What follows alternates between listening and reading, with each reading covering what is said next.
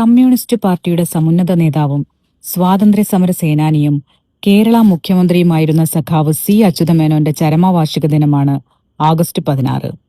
1913 ജനുവരി 13 തൃശൂരിൽ ജനിച്ച അച്യുതമേനോൻ സാമൂഹിക നവോത്ഥാന പ്രസ്ഥാനങ്ങളുടെയും സ്വാതന്ത്ര്യസമര പ്രസ്ഥാനത്തിന്റെയും ഭാഗമായാണ് പൊതുരംഗത്തേക്ക് കടന്നുവരുന്നത്.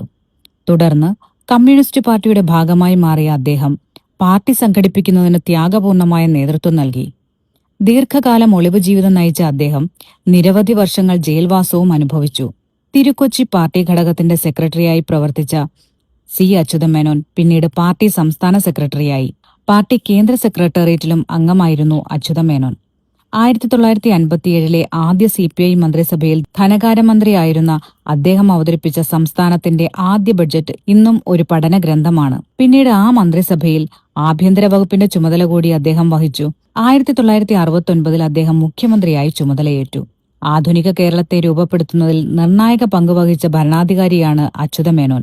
കേരളത്തിന്റെ വികസനത്തിനും പുരോഗതിക്കും അടിത്തറ പാകിയ ഒട്ടേറെ പദ്ധതികൾക്ക് രൂപം നൽകിയത് അച്യുതമേനോൻ സർക്കാരാണ്. 1970 ജനുവരി 1 ഭൂപരിഷ്കരണം നടപ്പാക്കി അദ്ദേഹം പുതിയ ചരിത്രം രചിച്ചു. ജന്മിത്തം പൂർണ്ണമായി അവസാനിപ്പിച്ച ചരിത്ര നിയമനിർമ്മാണം കേരളത്തിൽ ഒരു പുതുയുഗത്തിന്റെ പിറവി കൂടിയായിരുന്നു. കേരള വികസനത്തിന്റെ അടിസ്ഥാന ശിലകളായ ശാസ്ത്ര സാങ്കേതിക ആരോഗ്യ സാംസ്കാരിക രംഗത്തെ 50ലേറെ സ്ഥാപനങ്ങൾ യാഥാർത്ഥ്യമാക്കിയ ഭരണാധികാരിയാണ് Achutha Menon. Sree Chitra institute of medical sciences, regional cancer centre, CDS, കാർഷിക സർവകലാശാല, അങ്ങനെ നിരവധിയായ സ്ഥാപനങ്ങൾ, വനം ദേശസാൽക്കരണ നിയമവും ഗ്രാറ്റുവിറ്റി നിയമവും അടക്കം നിരവധി പുരോഗമനപരമായ നിയമനിർമ്മാണങ്ങൾക്ക് അച്യുതമേനോൻ നേതൃത്വം നൽകി. ഭവനരഹിതർക്കായി രാജ്യത്ത് ആദ്യമായി 1,00,000 വീട് പദ്ധതി ആവിഷ്കരിച്ച് നടപ്പാക്കിയതും എല്ലാ പഞ്ചായത്തുകളിലും ഹൈസ്കൂൾ യാഥാർത്ഥ്യമാക്കിയതും അച്യുതമേനോൻ സർക്കാരിന്റെ പ്രധാന നേട്ടങ്ങളായി കണക്കാക്കപ്പെടുന്നു. രാജ്യം കണ്ട ഏറ്റവും പ്രഗത്ഭനായ മുഖ്യമന്ത്രിയായി അച്യുതമേനോൻ അംഗീകരിക്കപ്പെടുന്നത് ഈ ഭരണ മികവിന്റെ അടിസ്ഥാനത്തിലാണ്.